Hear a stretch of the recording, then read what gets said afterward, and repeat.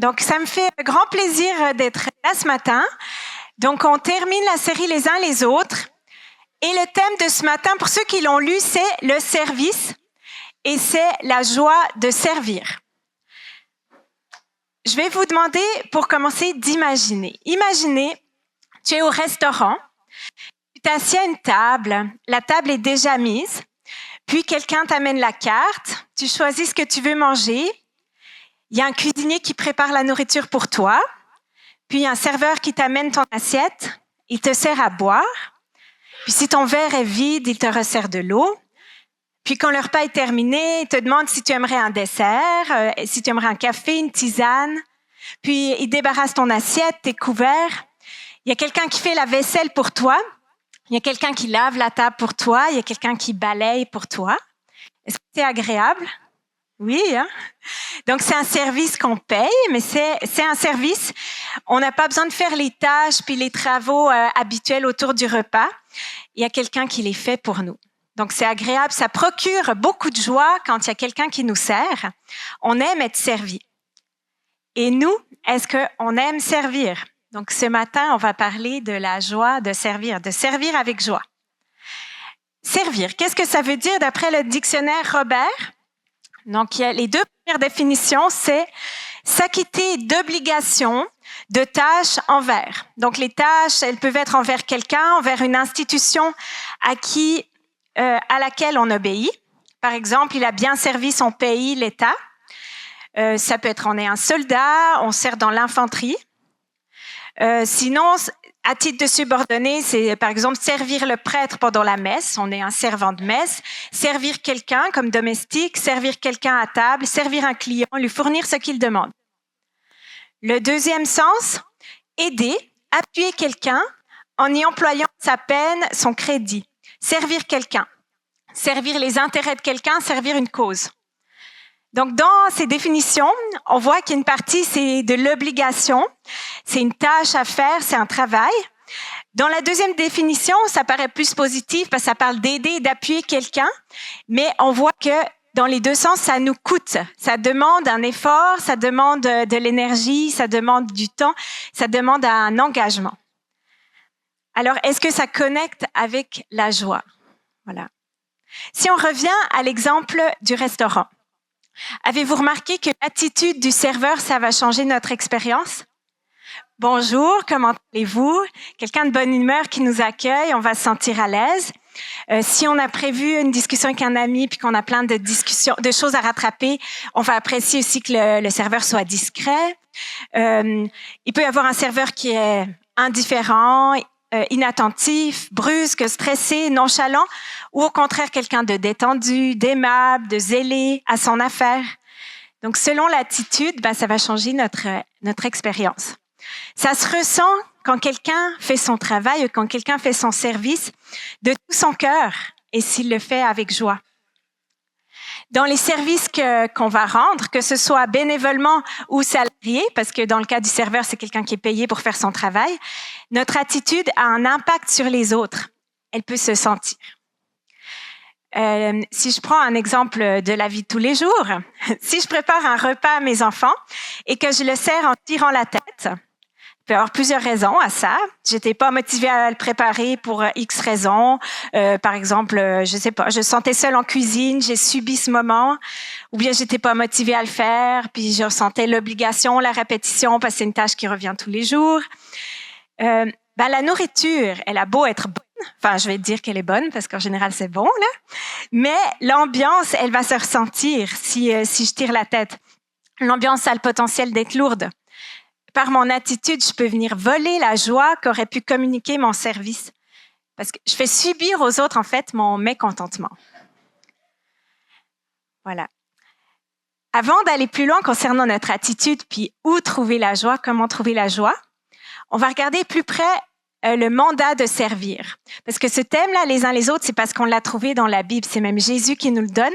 Donc, on va lire ensemble dans Galates. Et on va commencer avec Galates 5, verset 13. Vous allez pouvoir le lire. Oui, mes frères, vous avez été appelés à la liberté. Seulement, ne faites pas de cette liberté un prétexte pour vivre comme des hommes livrés à eux-mêmes. Au contraire, par amour, mettez-vous au service les uns des autres. Si on regarde la première partie du texte, c'est assez intéressant. On voit le mot liberté qui apparaît, alors que dans les définitions de service, on voyait que c'était plus comme une obligation, quelque chose qui nous coûte. Donc, ça nous parle, je vais le relire. Oui, mes frères, vous avez été appelés à la liberté. Seulement, ne faites pas de cette liberté un prétexte pour vivre comme des hommes livrés à eux-mêmes. Donc, Jésus, on le sait, nous fait un cadeau de la liberté, il nous appelle à être libres, mais pas à être libres pour nous-mêmes, mais à servir les autres. Dans la Bible en français courant, le même verset, ça dit « Seulement, ne faites pas de cette liberté un prétexte pour vivre selon les désirs de votre propre nature. » On n'est pas appelé à vivre pour nous-mêmes, à être individualiste. Jésus vient renverser les choses. Il nous amène dans quelque chose de nouveau.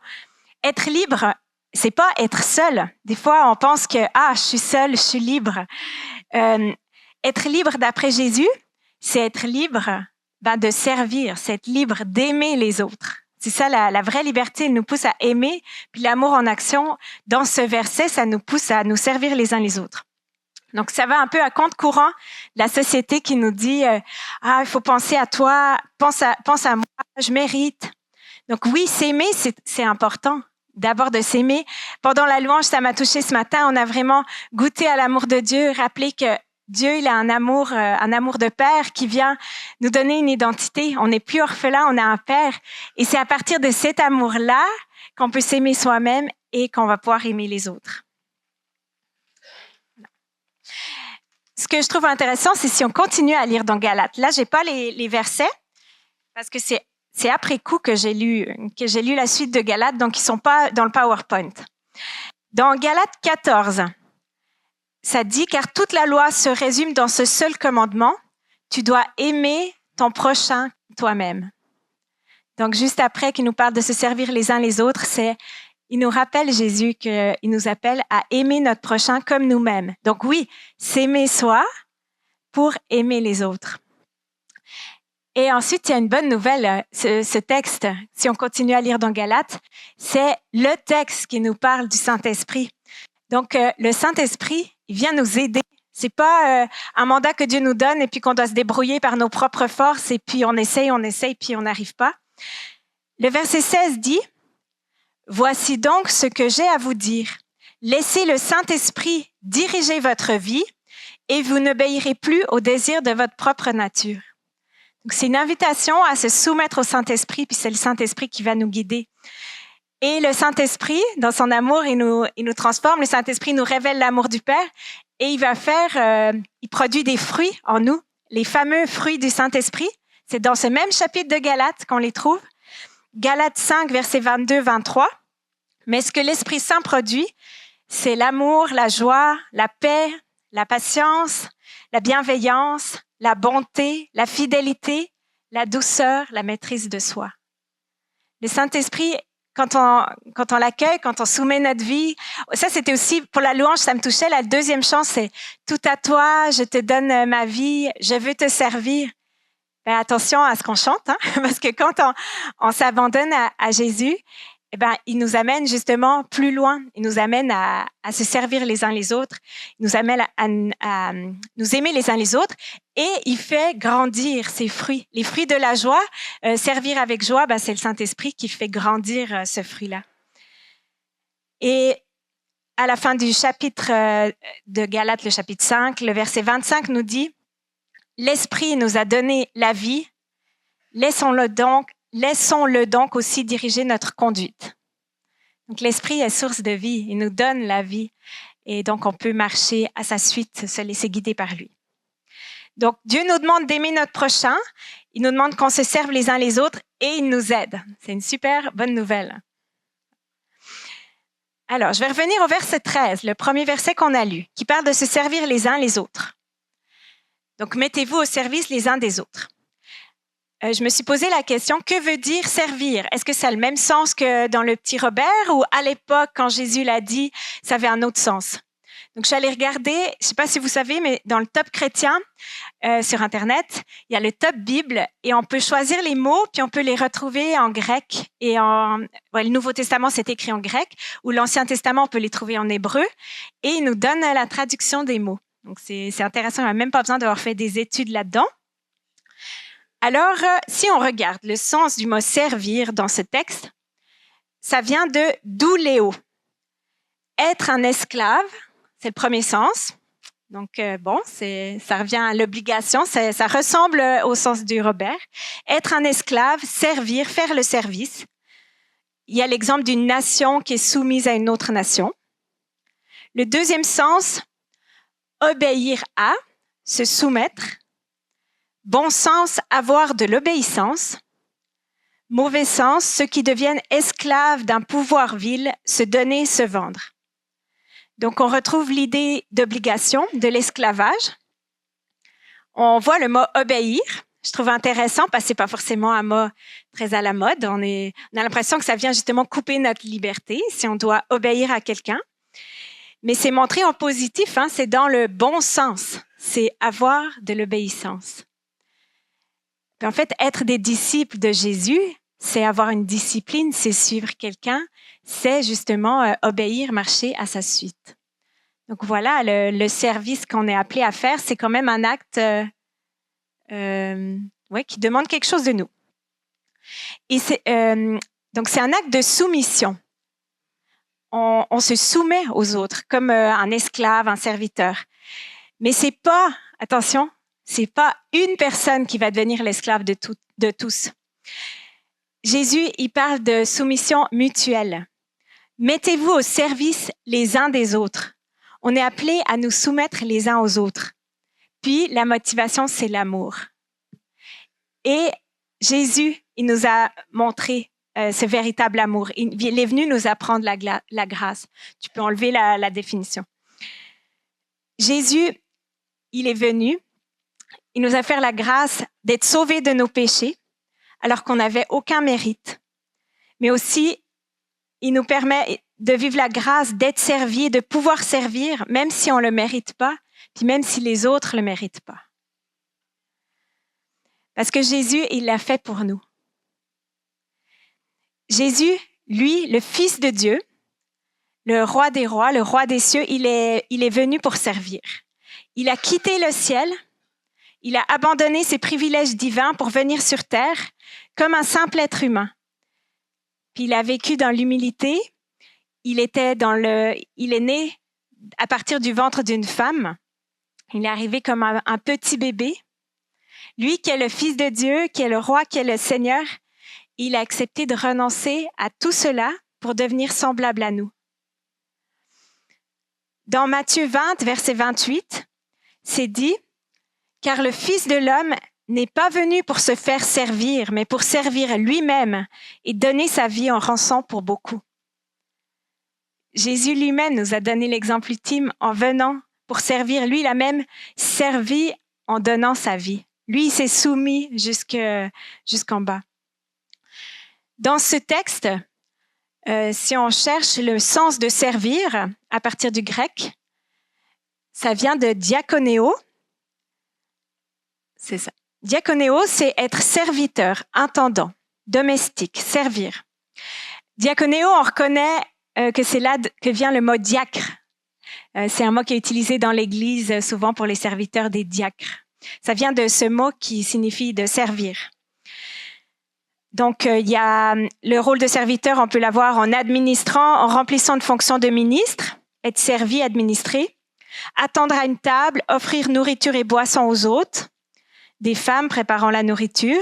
Là, on voit que c'était à l'époque, parce que les hommes peuvent aussi préparer la nourriture. Administrer, c'est-à-dire s'occuper de la nourriture, ce qui est nécessaire à la vie. Être ministre, attentif à toute chose, servir les intérêts des autres, servir en répondant aux besoins. Je trouvais que les deux derniers points sont ceux peut-être qui nous parlent le plus. D'être attentif à toute chose, de servir les intérêts des autres, de servir en répondant aux besoins. Alors, on parle de Jésus, de l'exemple. Donc, comme si on n'avait pas compris, on savait dès sa naissance, quand on connaît Jésus, on se dit, waouh, il est né dans une étable. Rien que ça, c'est censé nous montrer qu'il est venu comme serviteur, qu'il est venu pour servir sans aucun privilège. Mais il va faire une étape de plus. Il va nous le montrer en servant ses disciples. Je pense que vous connaissez, vous avez entendu parler de ce moment où Jésus a lavé les pieds de ses disciples. Donc, le lavement des pieds, c'est normalement une tâche qui est réservée aux serviteurs. Puis c'est même aux serviteurs les plus moindres, les esclaves. Et là, c'est Jésus, le maître, qui commence à laver les pieds de ses disciples. Donc, à l'époque, ils avaient des sandales et ils marchaient sur des rues où il y avait des animaux. C'est pas des routes goudronnées, puis il n'y avait pas de véhicules automobiles. Donc, il y avait des ânes, il y avait des mulets, il y avait des chevaux. Donc, il y avait tous les crottins différents. Il y avait de la terre, du sable, un beau mélange. Et donc, les pieds étaient sales. En plus, les gens marchaient beaucoup de kilomètres. Ils se déplaçaient à pied pour la plupart. Donc, laver les pieds, c'est vraiment une tâche humiliante. Et c'est quelque chose de se faire laver les pieds par quelqu'un, en plus par leur maître, pour les disciples. Donc, Jésus, il a dû s'agenouiller parce que tu ne peux pas laver les pieds de quelqu'un en restant debout. Tu dois te mettre à la hauteur de ses pieds. Et c'est ce qu'il a fait. Il s'est agenouillé devant chacun de ses disciples. Il a pris une posture inférieure. Jésus qui est notre sauveur, puis Jésus qui est aussi notre exemple, il l'a fait. Jésus, il l'a fait, mais en sachant qu'il était le Fils de Dieu. Il l'a fait. Il connaît notre cœur de vouloir se mettre en avant, d'être reconnu. Il savait que c'était... Même les disciples, ils n'ont pas compris tout de suite de se faire laver les pieds. Et peu de temps après, ils discutaient entre eux, mais c'est qui le plus grand? Est-ce que je pourrais m'asseoir à la droite du trône de Dieu? Donc, ils savent que Jésus est quelqu'un d'important. Ils aimeraient s'asseoir, siéger sur un trône. Et Jésus continue de leur expliquer encore une fois qu'est-ce que c'est que d'être un serviteur. Donc, dans Marc 10, 42, 45. Il y a le verset qui va apparaître. Alors Jésus les appela tous auprès de lui et leur dit, « Vous savez ce qui se passe dans les nations?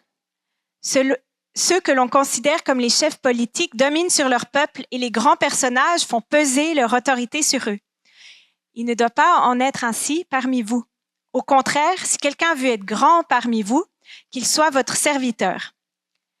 Si quelqu'un veut être le premier parmi vous, qu'il soit l'esclave de tous.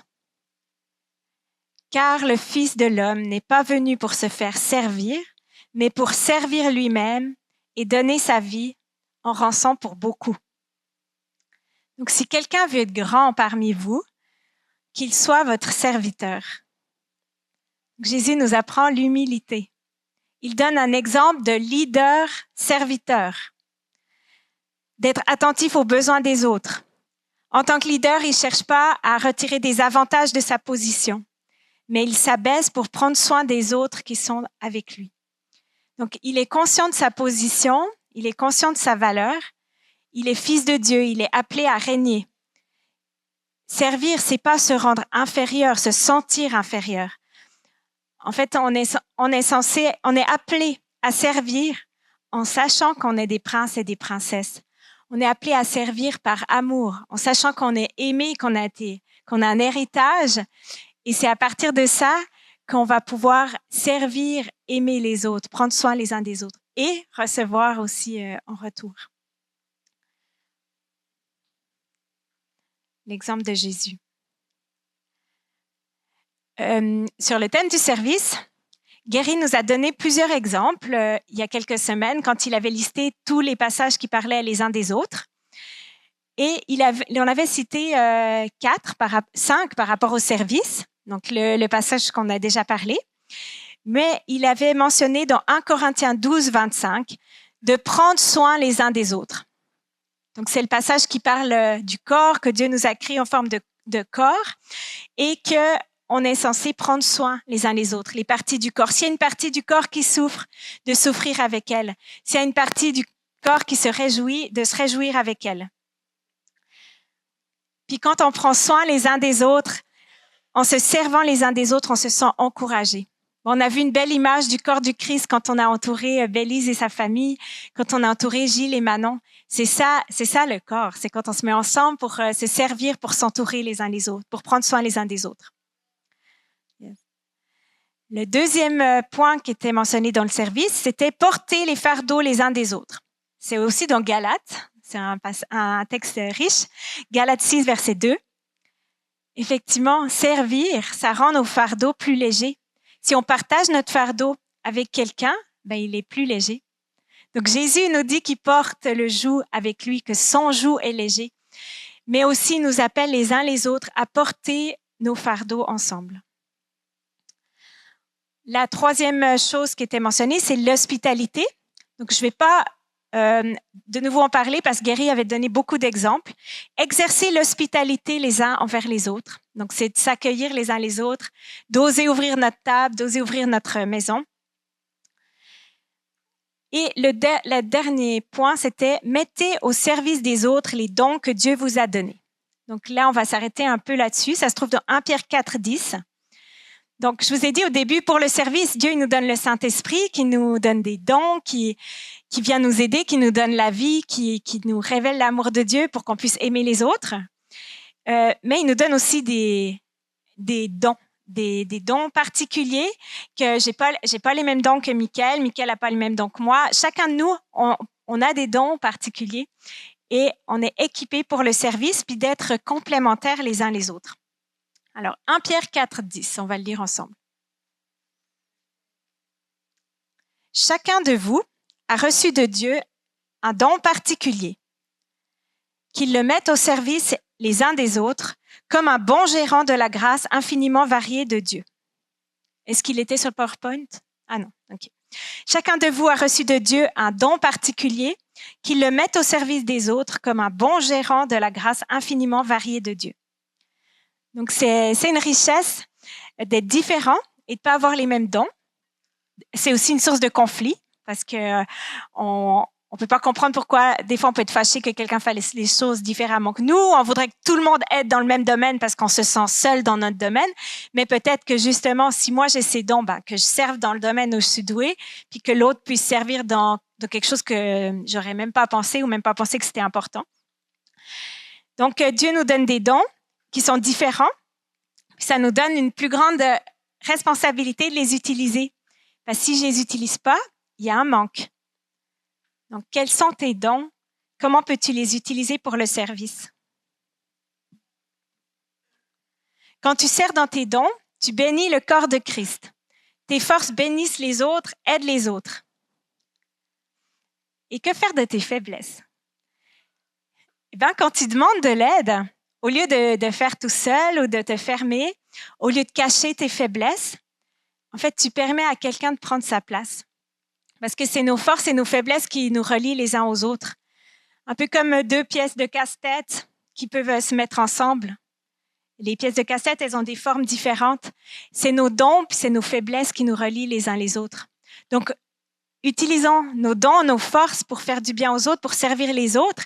Puis nos faiblesses, osons les exprimer, partageons nos fardeaux, nos difficultés pour laisser la place à quelqu'un de venir nous aider. Ou c'est peut-être un don qu'on a, mais c'est juste que c'est une saison où on a trop, on n'y arrive pas, on n'a pas les forces. D'oser l'exprimer pour que quelqu'un d'autre puisse prendre la place, puisse se tenir à nos côtés et nous aider. Donc, quand on se sert les uns les autres, c'est beau. Quand on sert ensemble, c'est beau. J'aimerais vous donner 3 images de ce que c'est quand on se met à plusieurs pour se servir les uns les autres. Donc, la première image, c'est notre mariage, il y a 20 ans. C'était à la campagne et il y a plusieurs paysannes qui ont préparé la collation du mariage avec ma maman. Donc, en fait, ma maman, elle aimait cuisiner, elle avait 20 ans de moins, elle a préparé beaucoup de choses à la cuisine. Elle cuisine encore beaucoup, en fait. Bref, elle a cuisiné une grande partie de la collation. Mais il y a vraiment toute la communauté agricole parce qu'on vivait à la campagne avec des fermes et tout. Et c'était encore très présent, l'entraide. Donc, pour se servir les uns les autres, il y a un événement, il y a un mariage chez la famille Frémont, on va aider. Et beaucoup de personnes ont contribué avec des pâtisseries. Et après la cérémonie, on a eu un magnifique buffet de collation là pour notre mariage. C'était chacun qui avait apporté quelque chose. C'était vraiment magnifique. Aussi à notre mariage, on a été touchés de voir justement le corps du Christ, les gens qui se mettent autour. Ma voisine qui venait de terminer sa formation de fleuriste, elle avait 18 ans. Ben, elle s'est proposée, je peux m'occuper des fleurs. Pour moi, les fleurs, je m'y connaissais pas. Oui, je savais qu'un mariage, normalement, on a des fleurs, mais j'avais pas d'attente particulière. Elle, toute passionnée, avec son don, elle propose de faire les fleurs. Et elle nous a même offert son temps de travail. C'était juste magnifique. La coiffeuse, c'était une amie de ma tante. Aussi, elle a une coiffeuse professionnelle, mais elle a mis son don à disposition. Elle m'a coiffée, elle est même venue à la maison, puis elle a coiffé toutes mes sœurs gratuitement. Et puis, on l'a invitée au mariage, elle était présente pour le souper. Donc, c'était beau de voir finalement, comme quand chacun sert avec son don, qu'est-ce que ça peut faire. C'est vraiment beau. Un autre exemple, pour un déménagement, si des amis viennent nous aider, la tâche est beaucoup plus facile. Alors que ça faisait peu de temps qu'on était au Québec, nos voisins étaient surpris de voir qu'on avait eu autant d'aide pour notre déménagement. C'est ça la communauté, c'est l'amour en action, c'est même un témoignage autour de voir que l'amour les uns pour les autres nous pousse à prendre une journée de congé pour aider quelqu'un à déménager. Et nous, en tant que Suisses qui venaient d'arriver au Québec, on a vu, mais l'Église, partout dans le monde, c'est l'amour qui nous unit, ça nous donne une famille. Puis on a vu l'amour en action avec le déménagement. En se servant les uns les autres, c'est chacun son tour aussi qui a aidé. Donc, ça vaut la peine de servir. Hein? Ça, je vous donne des petits exemples. Dans ma vie, je l'ai expérimenté. Par exemple, quand j'étais ado, j'ai servi à beaucoup de mariages bénévolement, des amis ou des amis d'amis qui se mariaient. Et puis, je servais aux tables dans l'équipe de service. Et puis, quand nous, on s'est mariés avec Michael, c'était à mon tour de demander à des ados s'ils voulaient venir servir bénévolement à notre mariage. Puis, aussi, d'être fidèle dans les petites choses. C'est qu'après coup que j'ai réalisé, c'est vrai, à l'église, j'ai commencé, avant d'être dans le groupe de louanges, j'ai commencé à faire le rétroprojecteur. Donc, c'est comme le multimédia maintenant, mais à l'époque, c'était les slides de rétroprojecteur, les acétates, voilà. Mais j'ai commencé comme ça. Tu sers avec les dons que tu as quand tu es un ado, quand tu commences au piano, tu vas pas être sur scène tout de suite, mais tu peux servir d'une autre façon, avec les dons que tu as. Et c'est comme ça que j'avais commencé. Servir, en fait, ça s'apprend avec des gens qui servent. Servir, ça s'apprend. On a l'exemple de Jésus à se rappeler, Jésus, ce qu'il a fait pour nous. Mais après, ça s'apprend en se regardant les uns les autres. Ça s'apprend dans notre famille. Au début, c'est une obligation. Là, je prends l'exemple de nos enfants. On les implique dans les tâches ménagères. Au début, là, il faut les forcer, parce que c'est pas de bon cœur qu'ils ont envie de vider la vaisselle, de mettre la table, débarrasser. Non, passer la balayeuse. C'est comme, oh non, je veux pas. J'ai même failli manquer la coche de me dire, mais ils sont assez grands pour le faire. C'est une amie qui avait des enfants plus vieux. C'est pour ça, là, faire des disciples. On est tous des exemples les uns des autres. Elle m'a dit, mais Elias, là, non, tes enfants, ils ont 5 ans, 4 ans. Ils peuvent déjà commencer à aider. Ah, mais oui, tu as raison.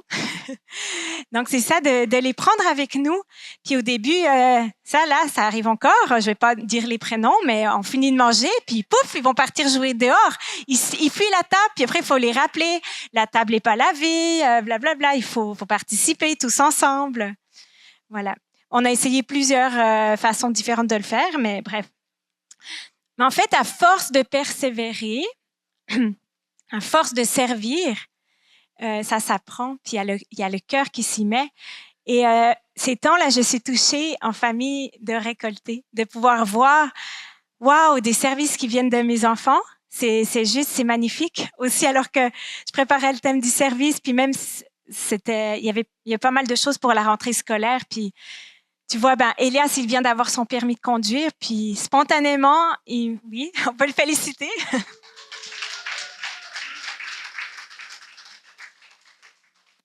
Spontanément, il me propose d'aller faire l'épicerie.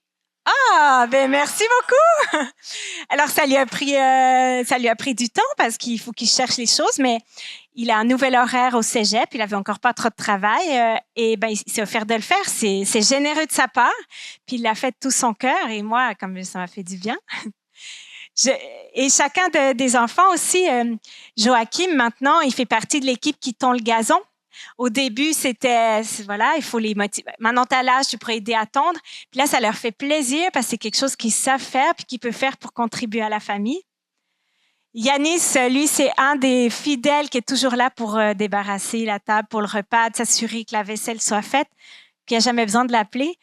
C'est chacun, je vois qu'on commence à récolter de l'aide aussi pour préparer les repas. Ça vient des enfants aussi, pas juste de Michael ou de moi. Donc, servir, ça s'apprend. Il faut en être conscient. Au début, c'est une obligation, mais ça s'apprend. Puis au fur et à mesure, ça peut se changer en joie aussi. Voilà. Puis aussi, quand tu reçois des services, tu vois que ça t'apporte de la joie et tu dis, je pourrais apporter de la joie aux autres. Là. Même Timothée s'y est mis en voulant faire le petit cadeau vendredi. Je trouvais beau.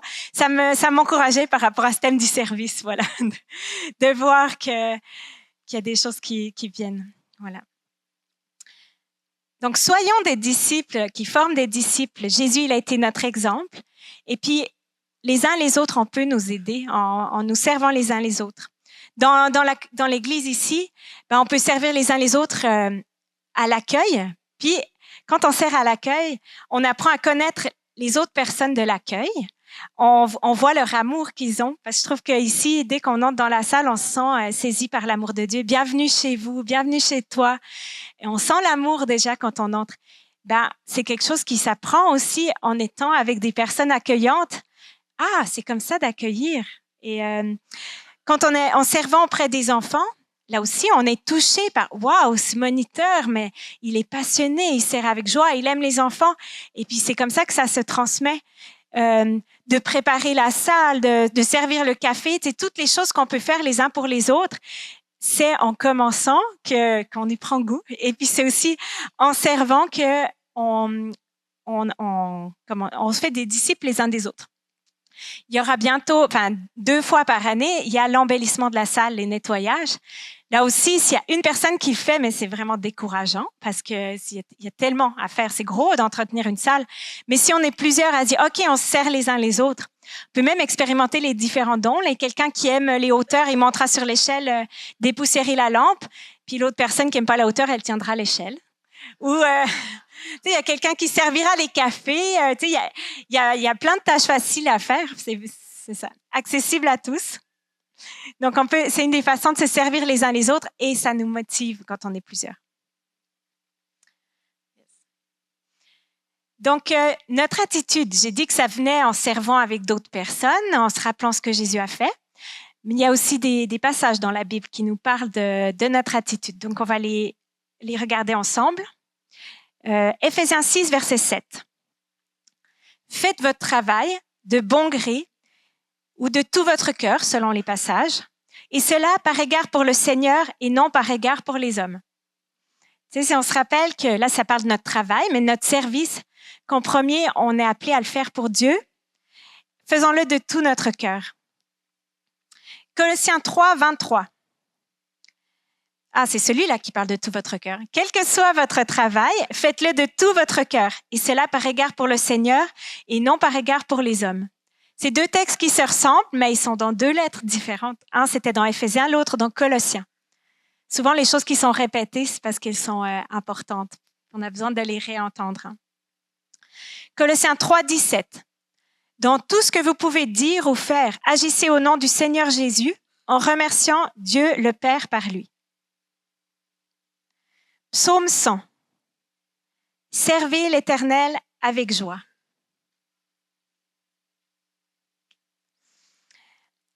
Le passage que j'ai lu avant, 1 Pierre 4, 10, qui parlait de nos dons, que celui qui a le don de juste après ce passage qui parlait des dons, c'est dit Que celui qui a le don de la parole transmette les paroles de Dieu, que celui qui a le don de servir l'utilise avec la force que Dieu lui accorde.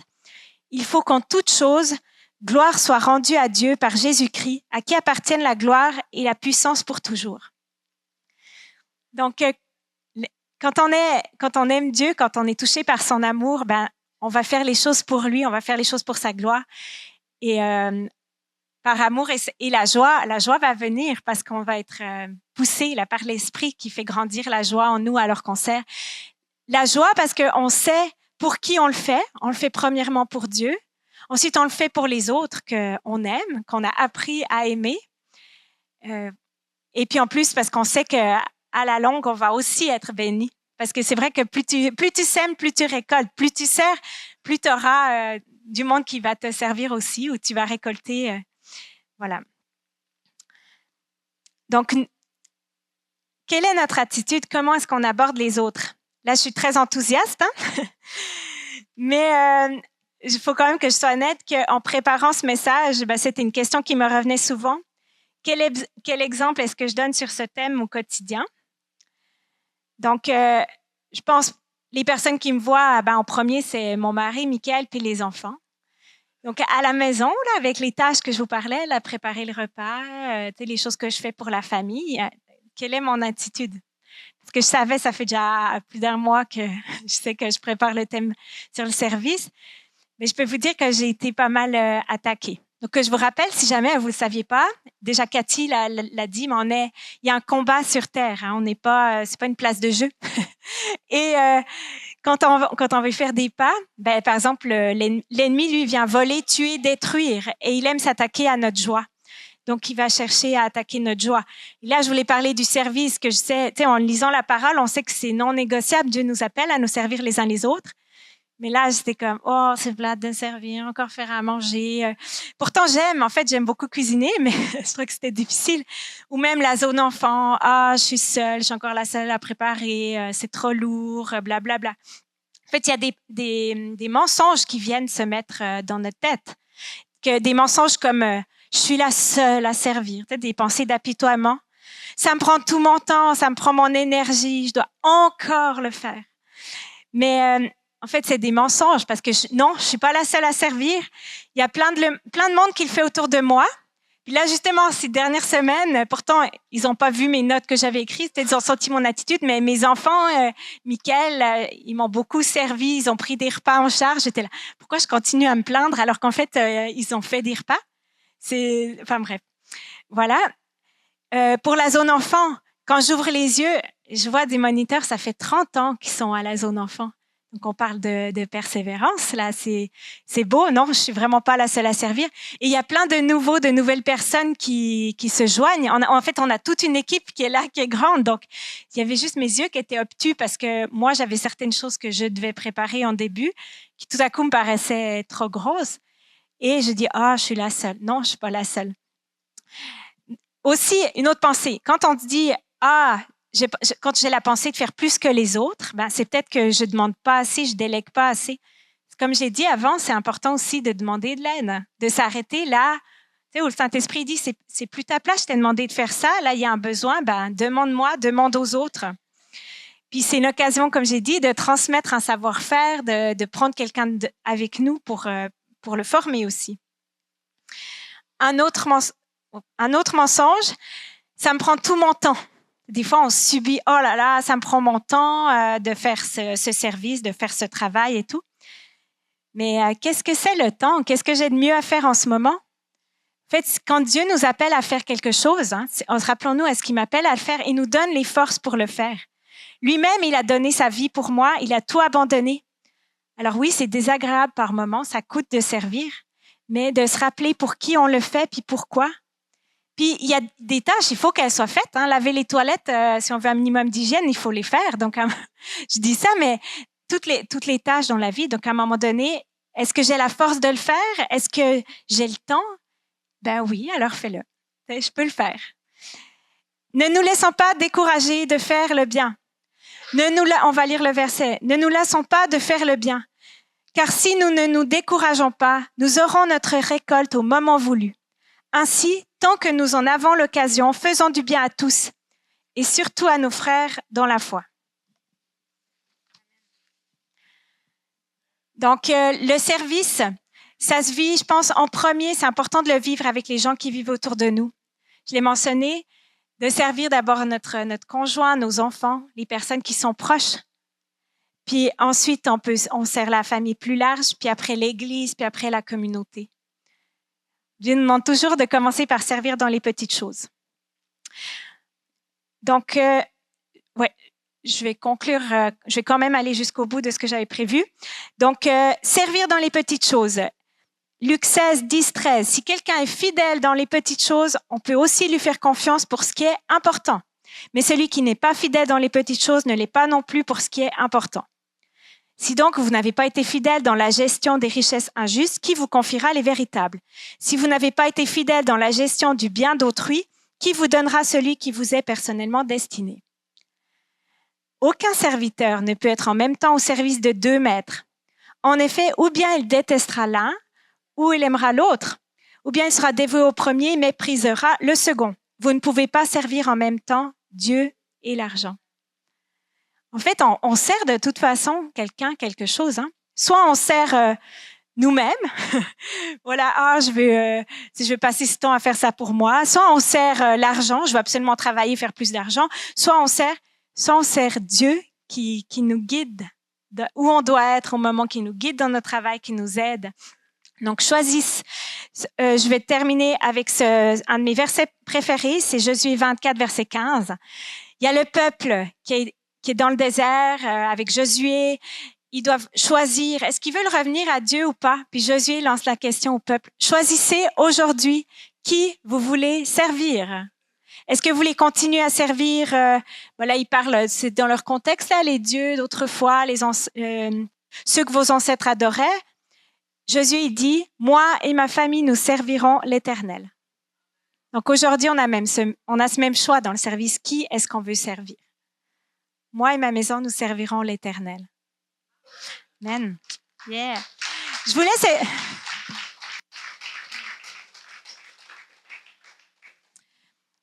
Donc j'ai dit pas mal de choses et je termine avec des questions de réflexion. Je pense qu'il y a aussi un slide.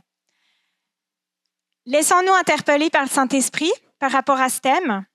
Donc, je vous laisse 4 questions à réfléchir. Ouais, s'il y en a qui veulent prendre en photo, j'ai vu qu'il y en a qui prennent en photo, vous pourrez y penser. Est-ce que j'ai un don que j'utilise pas, que Dieu me demande de mettre au service des autres?